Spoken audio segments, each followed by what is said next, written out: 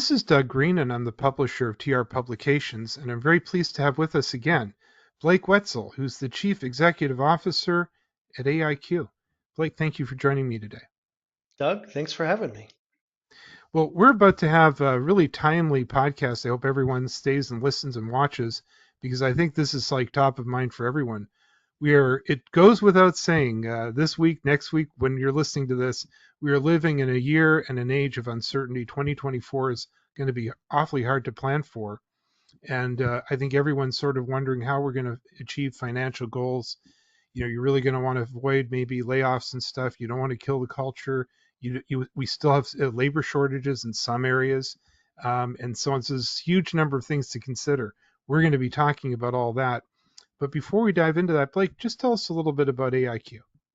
Yeah, Doug, AIQ is a 20-year-old business. It was founder-led up until the last year. It was actually, we were purchased by private equity. But what we do is we work with enterprises to actually help create EBITDA for them. EBITDA, earnings per share, any of the financial measures you're looking at the bottom line, and including cash.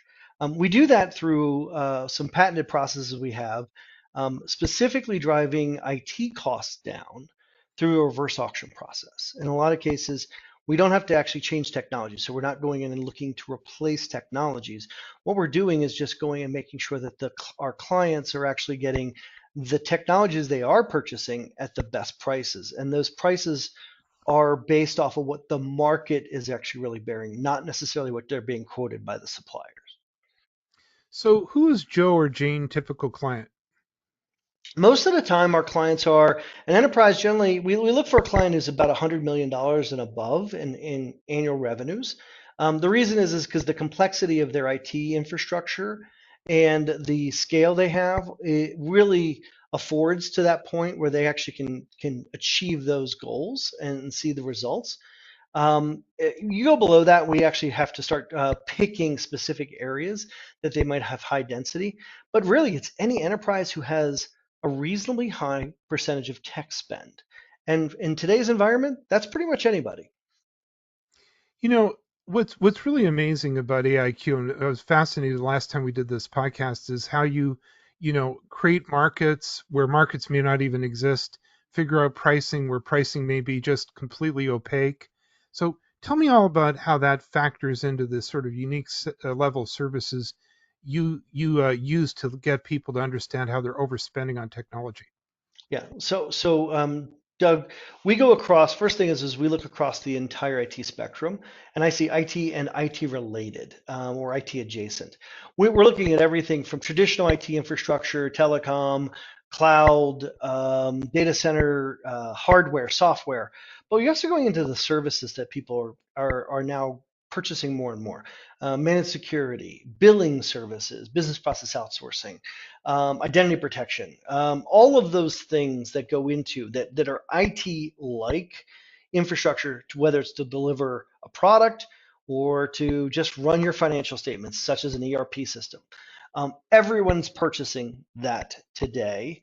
And what we do in a condition, most organizations are actually dealing directly with suppliers.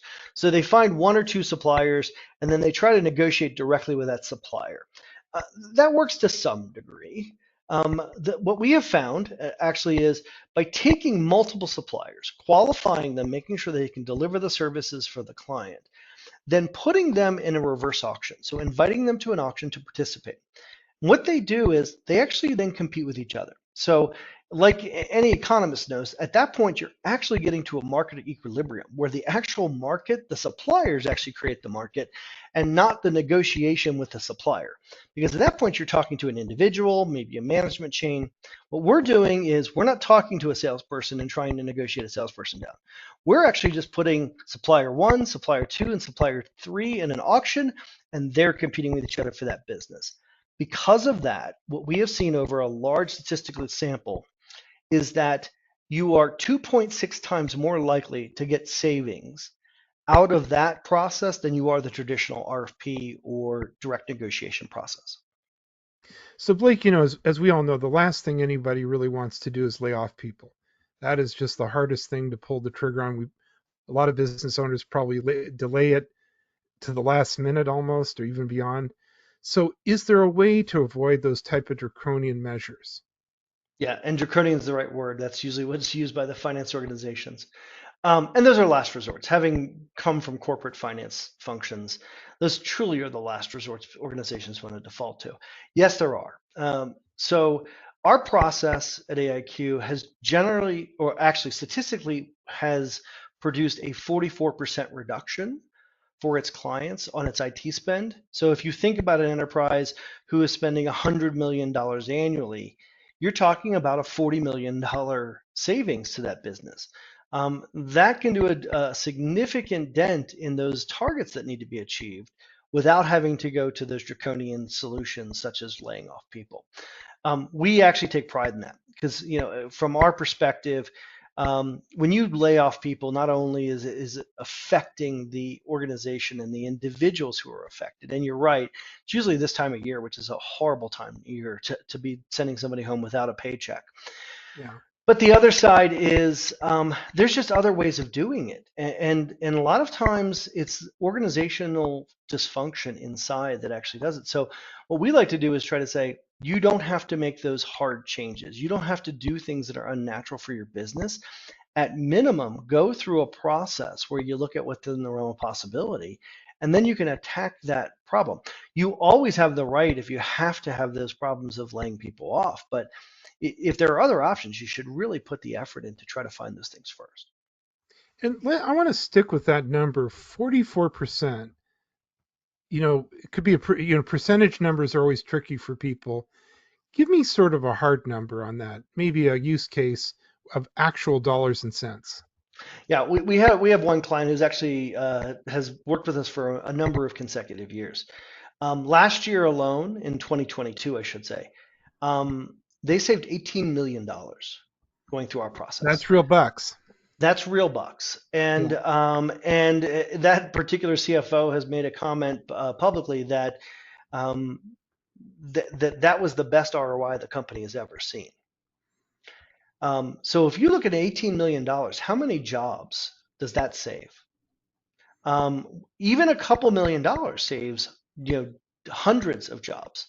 So if you can go through that process and you can make it where you don't have to resort to those types of reductions. The other thing people don't factor in, and I don't think a lot of organizations think about this, is when you eliminate jobs, you hurt culture. That's a long-term detriment. You potentially slow the growth that you were already looking to achieve. But the other thing is it's a long-term payback situation because you have to pay severance to those employees. It's not like tomorrow you stop paying for them. You're still going to pay them for a while, whether it's through severance packages or whether it is through some kind of an unemployment. The business still has a cash outlay associated to it. Now, the interesting thing is with our process, we have seen statistically over the last decade, the average payback period of going through our process is 131 days. So 131 days, you can't even pay that back on severance. So not only do you avoid the draconian things, you get a faster payback. So this is a better way, not culture killing. And there's one other thing I want to find out also that people may not understand. You don't run in there and say and turn off a bunch of things and sort of turn off the light in order to save the jobs. People are still facing the same level of technological services that they had before. Am I right? The same, if not better. In a lot of cases, what we actually see is there's really two scenarios. About 70% of the time, they don't have to change providers. So they just haven't taken their providers and put them in a market competitive situation where they're actually getting what the true market rate is. Right. That's the majority of the scenarios. In some cases, though, when they do have to evaluate technology, or not, I shouldn't say technology, but supplier shift, a lot of times they're actually not even getting the best suppliers. So part of our process is not just to look at the economic side of it, because that would be damaging to a business if they were going to switch providers to a secondary or inferior technology. What we do is do a technology evaluation in addition to the economic evaluation to make sure that they're actually getting at least at parity, if not better, of a technology. And we put that data and that information in front of the client and help them They get to make the decision. We're supplying them with the right information and what the market really is going to bear.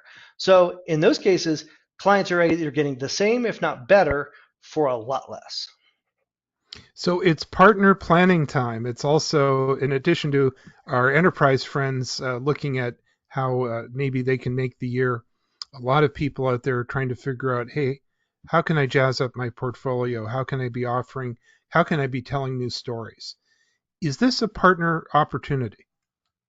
It is, and actually, with my background in channel, one of the first things I looked at was those significant relationships where partners are actually in and they're strategic advisors to their enterprise clients. It was very clear that this is an opportunity for us to build a program. So we built a program where if someone refers us into an enterprise, and understand they don't have to do anything. They just have to make an introduction to the right C-suite executive who can be empowered to make the decision to do this. They can actually get a significant amount of fee from what we are providing, what we actually earn. So we're paying it out of our pocket to the partners. The interesting thing is it's great because the partners don't have to learn a new technology. That's first and foremost. They can actually do this tomorrow. We actually have partners who actually have started referring businesses within the first 2 weeks of them actually coming on board, which is a pretty fast onboarding process. Number two, they don't have to sell anything. They don't have to go learn a new technology. They don't have to go learn anything.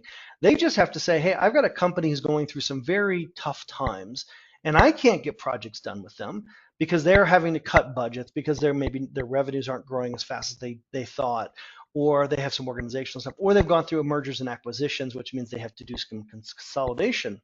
So it's easy to come into those organizations, make an introduction. But the other thing it does for the partners, it makes them look good in front of their clients. They've put the client in a good position because they're not asking the client to go buy something new.